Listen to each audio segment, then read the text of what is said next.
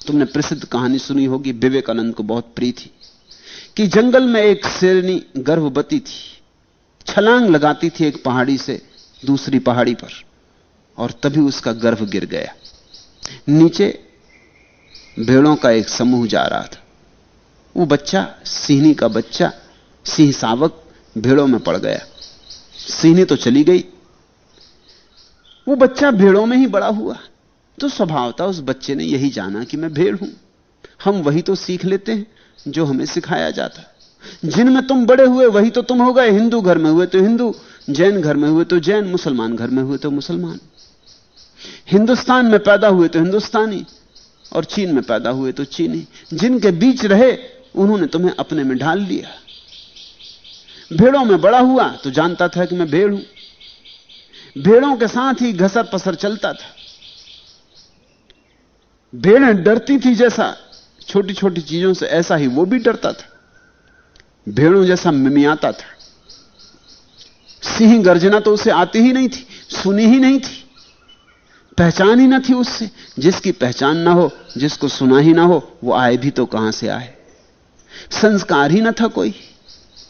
फिर बड़ा होने लगा, लेकिन था तो सिंह, तो थोड़े ही दिनों में भेड़ों से ऊपर उठ गया।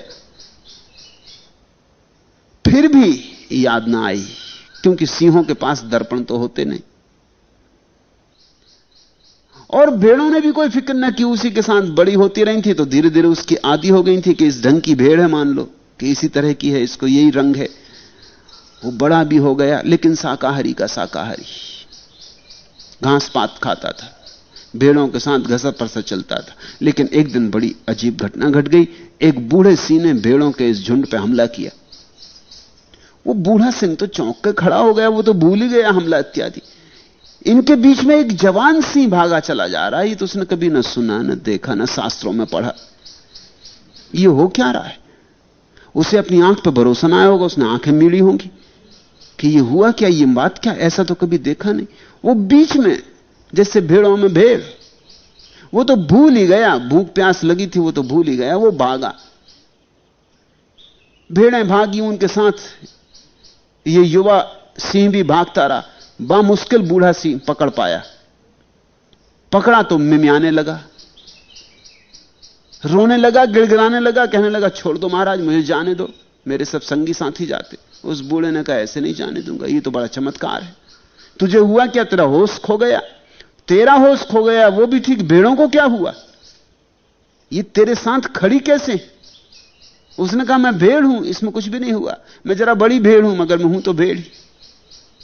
मेरा रंग ढंग अलग है, ऐसा कभी कभी हो जाता है, लेकिन मुझे छोड़ो, मुझे जाने दो। उसको पसीना उतरने लगा, लेकिन बूढ़ा सिंह छोड़ा नहीं, घसीट के ले गया नदी के किनारे,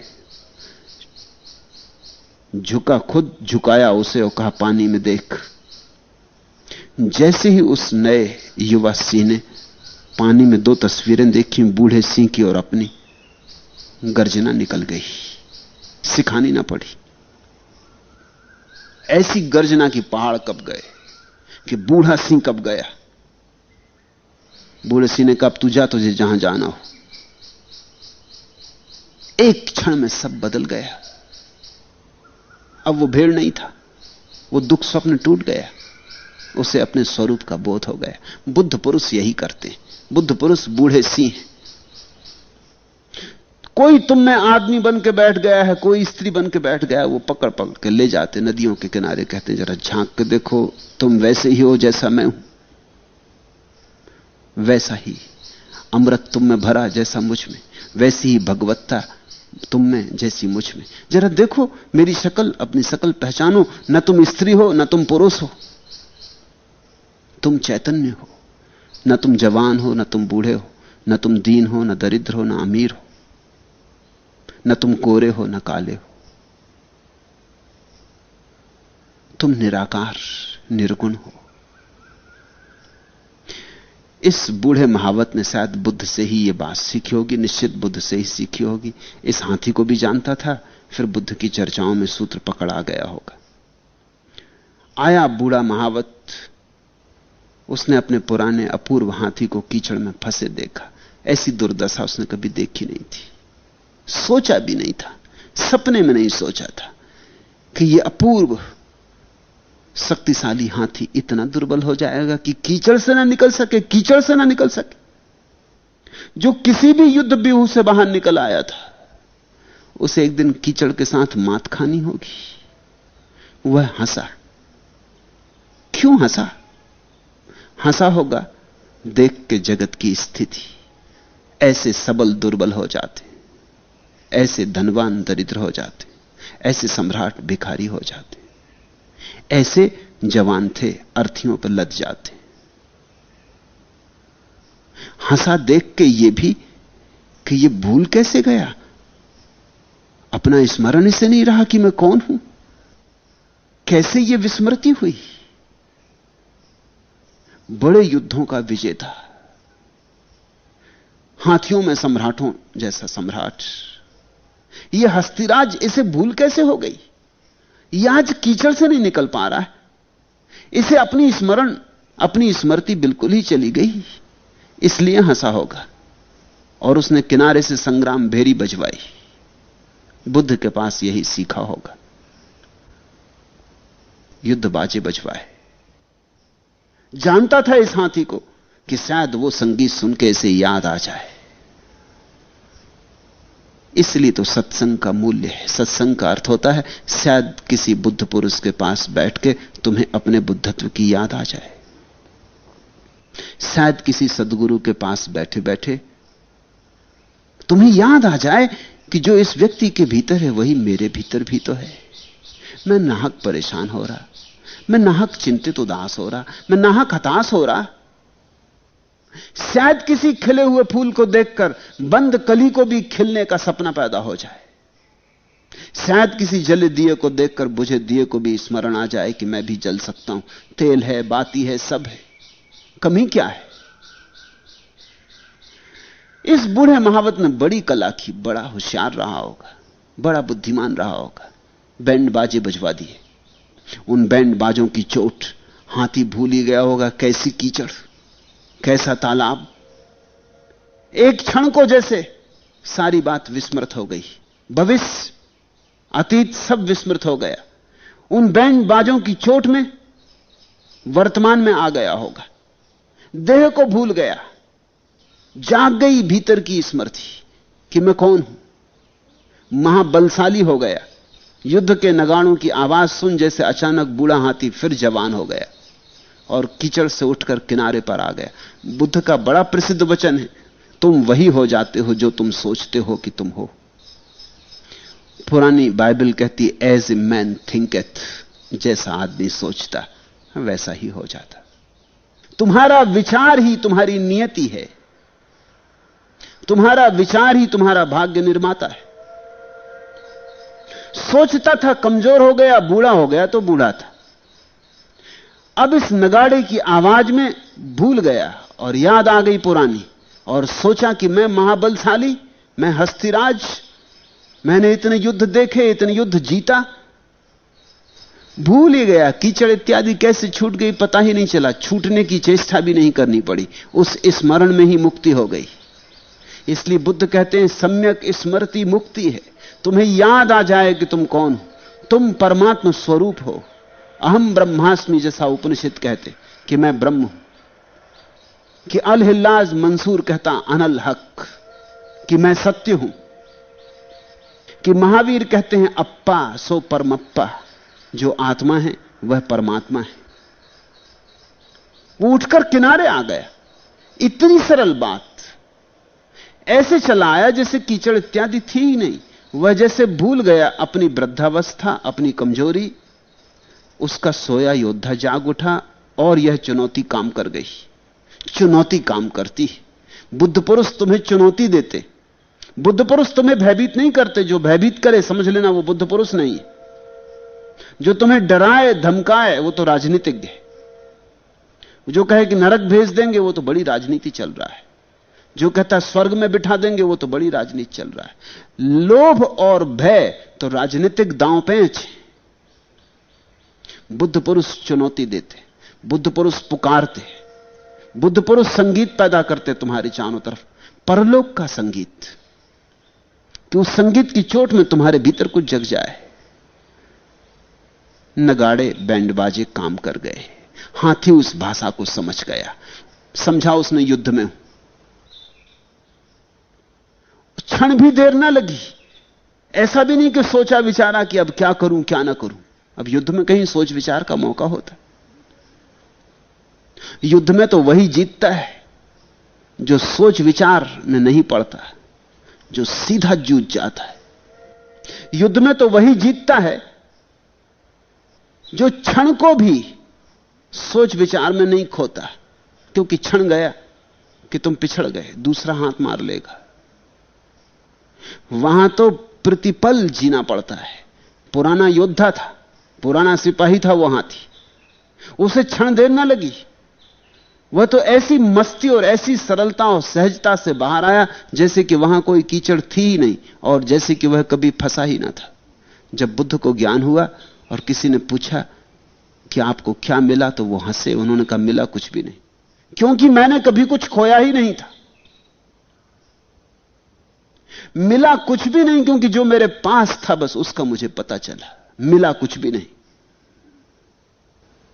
कहते हैं ज़ेन फकीर बोकोजू जब समाधि को उपलब्ध हुआ तो हंसने लगा और फिर जिंदगी भर हंसता रहा। जब भी कोई कुछ पूछे तो वह हंसे। लोग उससे पूछते थे आप हंसते क्यों हैं, हर बात में हंसते क्यों? वो कहता है इसलिए हंसता हूं कि कोई भी यहां फंसा नहीं है और सभी को यह ख्याल है कि लोग फंसे। कीचड़ है नहीं और लोग फंसे। मान्यता। तुमने देखा धन तुम्हें पकड़े हुए? धन तुम्हें पकड़ता नहीं। तुम धन को क्या खाक पकड़ोगे, कैसे पकड़ोगे? सिर्फ एक भ्रांति। धन तुम्हारा नहीं है। तुम तो नहीं थे तब भी धन था, तुम नहीं रहोगे तब भी धन होगा। जमीन का टुकड़ा कहते हो मेरा है, तुम्हारे होने से कुछ लेना देना नहीं। जमीन को पता ही नहीं कि आप आए और गए, कब आए कब गए, कुछ पता नहीं। जमीन का टुकड़ा तुम्हें नहीं पकड़ता है। तुम कैसे पकड़ोगे? बस सिर्फ एक ख्याल है मेरा, और सारा ख्याल का मजा है। एक आदमी के घर में आग लग गई और वो छाती पीट कर रोने लगा, और किसी ने कहा मत रो पागल, तुझे पता नहीं कि तेरे बेटे ने कल मकान तो बेच दिया, रात सौदा हो गया है। बस आंसू सूख गए। वो हंसने लगा। वो बोला ऐसा, ये तो बड़ा अच्छा हुआ, तो मकान बिक गया। अब भी मकान जल रहा है, वैसे ही जल रहा है और भी ज्यादा जल रहा है, मगर अब रोना धोना नहीं हो रहा। तभी बेटा भाग आया। उसने कहा आप खड़े क्या देख रहे हैं, लुट गए। उसने कहा अरे लुट गए, और किसी ने तो मुझे कहा मकान बेच दिया। उसने कहा बात हुई थी, लेकिन बयाना आज होने को था। फिर छाती पीटने लगा। मकान वही है, आदमी वही है, बस बीच में मेरा नहीं है ऐसा ख्याल आ गया था, तो आंसू रुक गए। अब मेरा है तो फिर आंसू आ गए। जो हमारा जीवन जिसे हम कहते हैं वो हमारी धारणा मात्र है। वो हाथी ऐसे बाहर आ गया जैसे फंसा ही ना हो, जैसे वहां कोई कीचड़ हो ही ना। ऐसी सरलता और सहजता से, ऐसी सरलता और सहजता से ही मिलती है समाधि। संसार से आदमी ऐसे ही निकल आता है, सिर्फ स्मरण आ जाए, आत्म स्मरण आ जाए। इसलिए मैं भी तुम्हें संसार छोड़ने को नहीं कहता, क्योंकि मैं कहता हूं पकड़ ही नहीं सकते। पहली तो बात, छोड़ोगे कैसे? छोड़ना तो नंबर 2 होगा, पहले तो पकड़ना होना चाहिए। इसलिए मैं तुमसे भागने को भी नहीं कहता, भागोगे कहां? जागने को कहता हूं। यह हाथी जाग गया, ये बैंड बाजे की चुनौती इसे जगा गई। बस जागो। आकर किनारे पर ऐसा चिंगाड़ा जैसा वर्षों से लोगों ने उसकी चिंगाड़ न सुनी थी। वे पुराने युद्ध फिर जैसे जीवंत हो उठे। चेतना तो कभी न बूढ़ी होती न दुर्बल होती। चेतना तो न कभी जन्मती और न मरती। चेतना तो शाश्वत है, और चेतना तो सदा एक जैसी है, एक रस है। वह हाथी बड़ा आत्मवान था, इतने जल्दी याद आ गई। लोग भी इतने आत्मवान नहीं, बड़ा संकल्पवान था। इतनी चुनौती में संकल्प जग गया, घोषणा हो गई, बड़े जल्दी जागा। भगवान के भिक्षुओं ने जब यह बात भगवान को कही तो उन्होंने कहा भिक्षुओं, उस अपूर्व हाथी से कुछ सीखो। उसने तो कीचड़ से अपना उद्धार कर लिया, तुम कब तक कीचड़ में पड़े रहोगे? और देखते नहीं कि मैं कब से संग्राम भेरी बजा रहा हूं। भिक्षुओं जागो और जगाओ अपने संकल्प को। वह हाथी भी कर सका, क्या तुम ना कर सकोगे? क्या तुम उस हाथी से भी गए बीते हो? चुनौती तो लो उस हाथी से। कुछ तो शर्माओ, कुछ तो संकोच करो, कुछ तो लजाओ। तुम भी आत्मवान बनो और एक क्षण में ही क्रांति घट सकती है। एक क्षण में क्रांति घट सकती है, ऐसा महासूत्र बुद्ध ने दिया है। जन्म जन्म का अंधेरा एक क्षण में कट सकता है। जिस घर में रात ही रात रही है जन्मों से, सदियों से जहां अंधेरा ही अंधेरा रहा है, एक दिया जले, छोटा सा दिया जले, अंधेरा कट जाता। अंधेरा यह थोड़ी कहता है कि मैं सदियों पुराना हूं, अभी नए नए दिए से कैसे कटूंगा। अंधेरे की कोई उम्र थोड़ी होती। 1000 साल पुराना अंधेरा हो कि एक रात पुराना अंधेरा हो, कुछ फर्क नहीं पड़ता। जब दिया जलता है तो दोनों मिट जाते। अंधेरे की कोई शक्ति होती नहीं। अंधेरा नपुंसक है, संसार नपुंसक है। जिस दिन आत्मा का दिया जलता है, कोई शक्ति नहीं रोकती। इसलिए बुद्ध ने यह नहीं कहा है कि क्रमिक विकास होता है।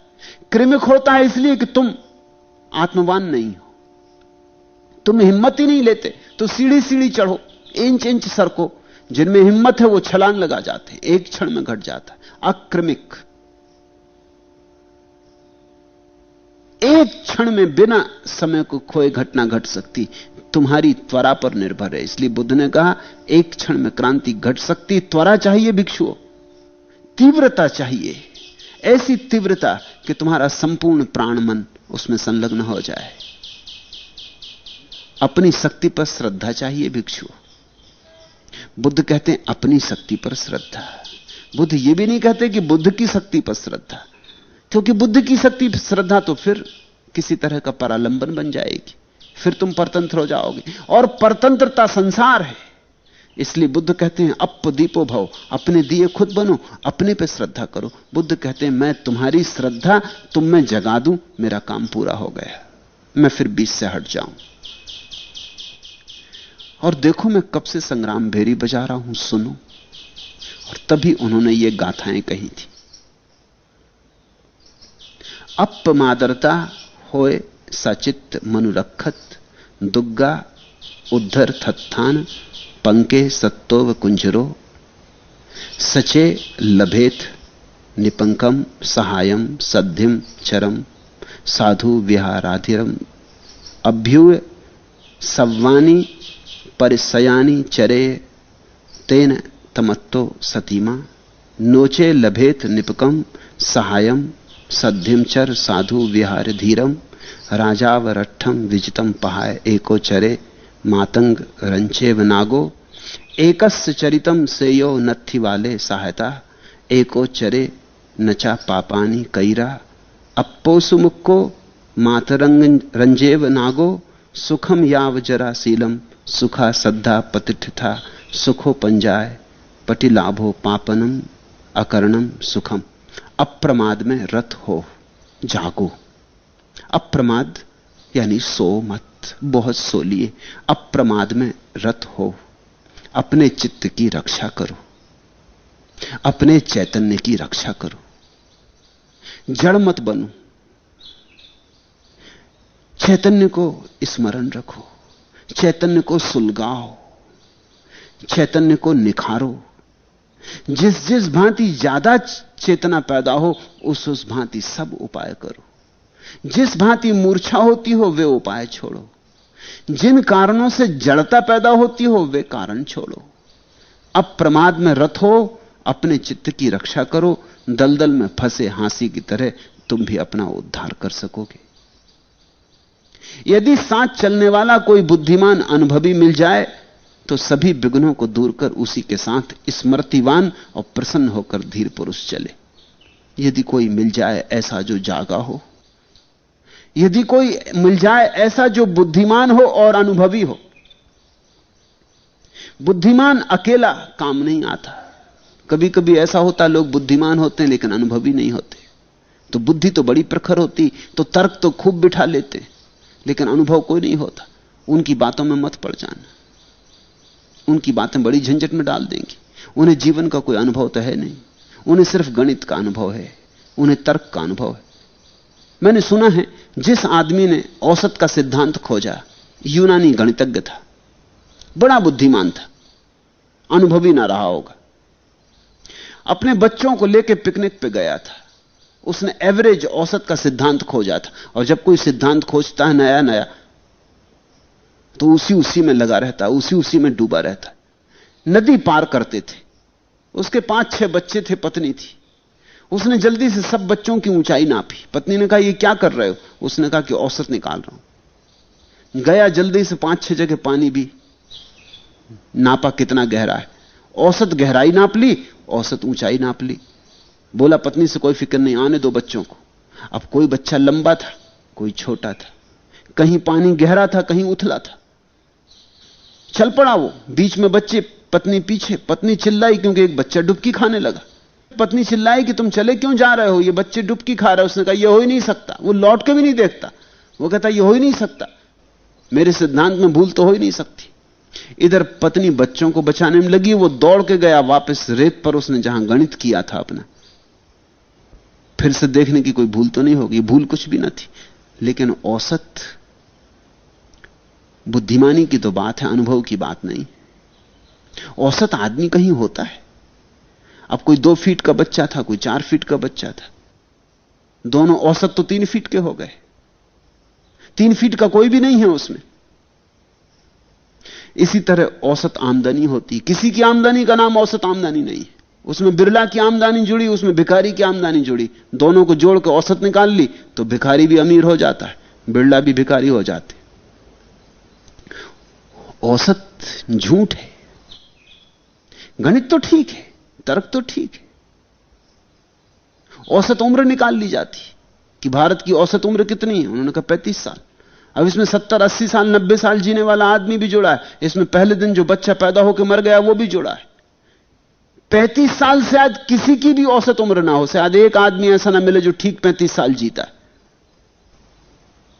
मगर औसत, कहते हैं रूस में जब क्रांति हुई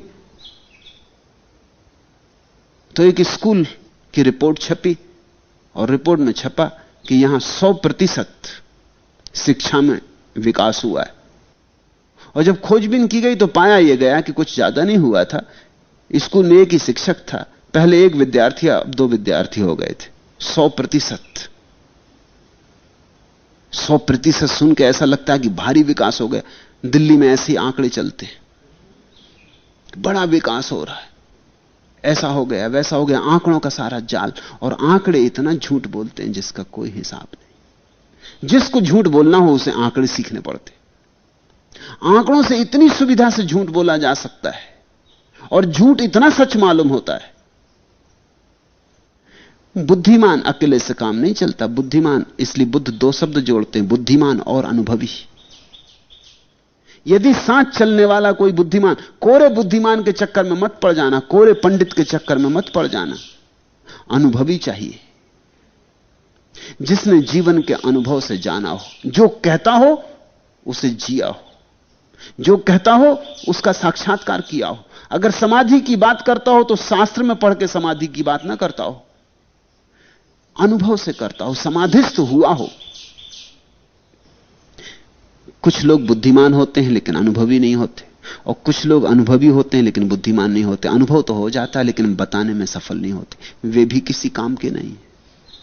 उनके लिए तो गूंगे का गुड़ है, गुड़ तो खा गए मगर बोल नहीं सकते, तो उनसे तुम कुछ न सीख पाओगे।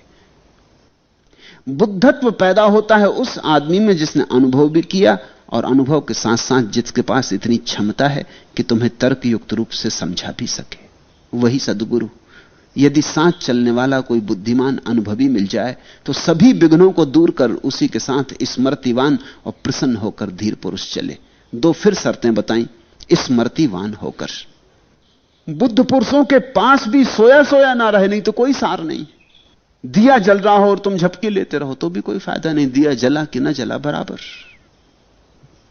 भेरू संग्राम, भेरी बज रही हो और हाथी सोया रहता है, नींद में पड़ जाता, अफीम चढ़ाए होता, तो कोई मतलब हल नहीं होने वाला था। सोचता कि कौन उपद्रव कर रहा है नींद में, बुद्ध पुरुषों के पास रहना स्मृतिवान होकर, जागे हुए होकर, सजग, एक शब्द ना चूक जाए, एक मुद्रा ना चूक जाए, बुद्ध की एक झलक ना चूक जाए। ऐसा जो जागा हुआ रहेगा वो सीखेगा। और दूसरी बात कहते हैं प्रसन्नचित्त होकर, उदास होकर भी मत रहना बुद्धों के पास, क्योंकि उदासी में तुम खिल ना पाओगे। मूर्छित रहे तो सुन ना पाओगे, उदास रहे तो खिल ना पाओगे। उत्सव में रहना। अभी तुम जरा बात सुनो, बौद्ध भिक्षु भी ये नहीं माने कि प्रसन्न रहना। बौद्ध भिक्षुओं को देखो तो लंबे चेहरे, उदास, मरे मरा है, बड़ा बोझ ढो रहे हैं, जैसे धर्म कोई बोझ है। मैं तुमसे कहता हूं धर्म उत्सव है, नृत्य है, धर्म संगीत है, धर्म गीत है। रसो वैसा, धर्म तो रस है, मूल रस है। बुद्ध का यह वचन सुनो, स्मृतिवान और प्रसन्न होकर। स्मृतिवान ताकि बुद्ध में जो तुम्हारी तरफ बह रहा है वो चूक ना जाए, और प्रसन्न होकर, क्योंकि प्रसन्न होकर ही तुम्हारे प्राण नाचेंगे, और तुम नाचोगे तो बुद्ध के साथ हो पाओगे। सारे विघ्नों को दूर करके साथ हो जाए, फिर कोई बाधाएं ना माने, हजार बाधाएं हो उनका त्याग कर दे बाधाओं का, क्योंकि ऐसे अवसर बार बार नहीं मिलते। यदि साथ चलने वाला कोई बुद्धिमान अनुभवी मित्र न मिले, जैसे राजा अपने विजित राज्य को छोड़कर अकेला घूमता है, या जैसे एकल हाथी अकेला जंगल में घूमता है, तो फिर वैसा ही अकेला विचरण करे। बुद्ध कहते हैं अगर कोई सद्गुरु ना मिले तो अकेला ही विचरण करे। असद्गुरु से तो बचे, उससे तो अकेला ठीक। कोई मित्र मिल जाए तो ठीक, कोई कल्याण मित्र। बुद्ध ने जो ठीक उपयोग किया है शब्द गुरु के लिए, वो है कल्याण मित्र। दोनों शब्द बड़े प्यारे हैं। एक तो मित्र वो कहते हैं क्योंकि गुरु मित्र है, उससे बड़ा और कौन मित्र, और वो कल्याण मित्र है। मित्र तो और भी होते हैं बहुत, लेकिन अक्सर अकल्याण के मित्र होते हैं। शराब पीने जा रहे हो तो बहुत मित्र बन जाते हैं, मांस खा रहे हो तो बहुत मित्र आ जाते हैं, धन पैसा है तो बहुत साथी हो जाते हैं, धन पैसा गया तो साथी भी गए। अकल्याण में तो बहुत मित्र हो जाते हैं, जुआ घर की दोस्ती। कल्याण मित्र जो तुम्हारी शांति में, तुम्हारी समाधि में, तुम्हारे ध्यान में मित्रता बांधे, जिसके सहारे तुम आगे बढ़ने लगो, जो तुम्हें धीरे धीरे तुम्हारे पंख से खींचे। वो जो बूढ़ा महावत है वो कल्याण मित्र। उसने आके बैंड बाजा बजा दिया, हाथी जाग पड़ा। उसने कुछ भी तो नहीं किया, हाथी को न मारा, न पीटा, न हाथी को पुकारा, न कुछ किया, सिर्फ एक स्थिति पैदा कर दी। कल्याण मित्र का अर्थ होता है जो तुम्हारे लिए एक परिस्थिति पैदा कर दे जिसमें तुम जाग सको। नहीं तो अकेला विचरण करे। अकेला रहना श्रेष्ठ है, मूर्ख के साथ मित्रता अच्छी नहीं। अकेला विचरे, पाप ना करे, हस्तिराज की तरह अनुत्सुक होकर रहे। या तो मित्रता करना तो कल्याण मित्रता करना, या मित्रता करना ही मत, फिर एकल रहे, अकेला रहे। फिर ऐसे ही चले जैसे अकेला हाथी विचरता है, और अनुत्सुक रहे जैसे हाथी रास्ते पे चलता है, कुत्ते भौंकते हैं, फिक्र नहीं करता, देखते नहीं, लौट के अपना चलता चला जाता है। फिर अकेला ही विचरे, सिर्फ एक ही ख्याल रहे अकेले में, क्योंकि अकेले में पाप घेरेगा, इसलिए पाप ना करे। बस इतना ही स्मरण रखे कि पाप नहीं करना है, किसी को हानि पहुंचे ऐसा कुछ भी नहीं करना है। अपना लाभ भी होता हो दूसरे को हानि पहुंचने से, तो भी दूसरे को हानि नहीं पहुंचानी, अपना लाभ भी छोड़ देना है। बस दूसरे को हानि न पहुंचे ऐसे कृत्यों से बचता रहे और अकेला विचरता रहे, तो धीरे धीरे यात्रा हो जाएगी। अगर संगी साथी मिल जाए, कोई कल्याण साथी, तो काफी अच्छा है, जल्दी यात्रा होगी, सुगम हो जाएगा मार्ग। वृद्धावस्था तक सील का पालन सुख है, स्थिर श्रद्धा का होना सुख है, ज्ञान का लाभ होना सुख है, पापों का न करना सुख है। और बुद्ध ने कहा सुख एक ही है, श्रद्धा का होना सुख है, स्वयं में श्रद्धा का होना सुख है। सोचो वो बूढ़ा हाथी जब बाहर निकला होगा कीचड़ से, तो कैसे महासुख को ना उपलब्ध हो गया होगा। कीचड़ से निकलने का ही सुख नहीं था वह, उससे भी बड़ी बात घटी थी। शायद भीड़ में किसी को भी ना दिखाई पड़ी हो, भीड़ ने तो यही देखा होगा कि हाथी कितना मस्त कीचड़ से निकल आया इसलिए मस्त हो रहा है। बुद्ध कहते हैं अगर गौर से देखो तो कीचड़ से निकलना तो गौण था, हाथी को अपने पे श्रद्धा आ गई इसलिए सुखी हो रहा है। उसे बात दिखाई पड़ गई कि अरे मेरा ही विचार था जो मुझे कमजोर बनाया था।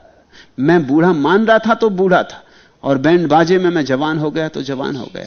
तो मेरी विचार ही मेरी नियति है, मैं जो चाहूं वही हो सकता हूं। मैं जो हो गया हूं मेरे ही विचारने से हो गया हूं। तो मेरा विचार मेरा बल है। श्रद्धा लौट आई। स्वयं पर श्रद्धा सुख है, सील का पालन सुख है। सील का अर्थ होता है दूसरे को सुख मिले ऐसा व्यवहार करना। पाप और सील में वही फर्क है जो नकारात्मक नीति और विधायक नीति में होता है। पाप का अर्थ होता है दूसरे को दुख ना मिले, यह नकारात्मक, यह पहला कदम कि मुझसे दूसरे को दुख ना मिले। इतना सध जाए तो फिर दूसरा कदम सील है कि मुझसे दूसरे को सुख मिले। जब तुम दूसरों को दुख न दोगे तो दूसरे तुम्हें दुख न देंगे। यह आधी यात्रा है।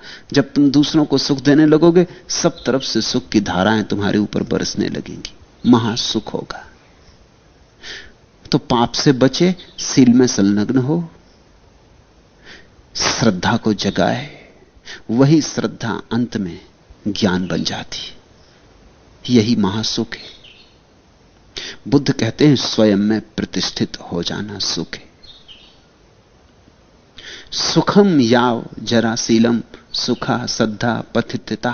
स्वयं में प्रतिष्ठित हो जाना। सुखो पंजाय पटिलाभो पापानम अकरणम सुखम। स्वर्ग कहीं और नहीं, नरक भी कहीं और नहीं। स्वर्ग है अपनी श्रद्धा में प्रतिष्ठित हो जाना, और नरक है अपने ऊपर श्रद्धा खो देना। स्वर्ग है इस ढंग से जीना कि तुम्हारे तरफ सुख की धाराएं अपने आप बहें। इस जगत में प्रतिध्वनियां होती, तुम जो कहते हो वही तुम पर लौट आता है। तुम गाली दो, गालियां लौट आती। तुम प्रेम बांटो, प्रेम लौट आता है। इस जगत में तो प्रतिध्वनि होती। तुम दुख बांटो, दुख घना हो जाएगा। तुम सुख बांटो, सुख घना हो जाएगा। तुम जो दोगे अंततः वही पालोगे, तुम जो बोओगे वही काटोगे। यह छोटा सा सूत्र है, लेकिन कितना बड़ा। इस छोटे से सूत्र पर जीवन महाक्रांति से गुजर जाता है। स्वर्ग तुम्हारे हाथ में और नरक भी तुम्हारे हाथ में है। तुम निर्माता हो। अगर तुमने अब तक दुख पाया है तो स्मरण करना अपने ही कारण पाया है। दूसरे पर दोष मत देना। दूसरे पर जो दोष देता वही अधार्मिक। जो ये स्वीकार कर लेता है कि मैं दुख पा रहा हूं तो जरूर मैंने ही बोया होगा, वही धार्मिक।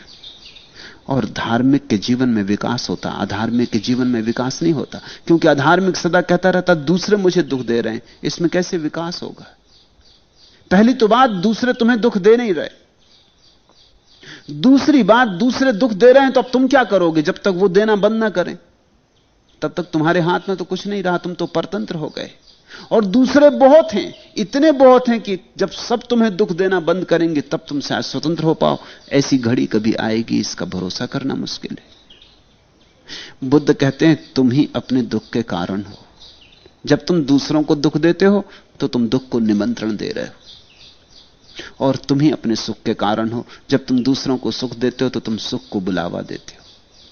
सुख चाहते हो, सुख दो। दुख चाहते हो, दुख दो। गणित बहुत सीधा साफ है। और हर जीवन के अनुभव को माला बनाओ। जाग कर जीवन के एक एक फूल को पिरो, ताकि तुम्हारे पास जीवन सूत्र हाथ में आ जाए। और फिर अंतिम रूपेण जीवन के सारे फूलों को निचोड़ लो, सार सार निचोड़ लो, असार को छोड़ दो। वही सार बुद्धत्व है, वही सार बोधि है। और जैसे हाथी कीचड़ से निकल आया, तुम भी निकल आओगे। चुनौती स्वीकार करो। धन्य भागी हैं वे जो बुद्धों की चुनौती को स्वीकार कर लेते हैं। आज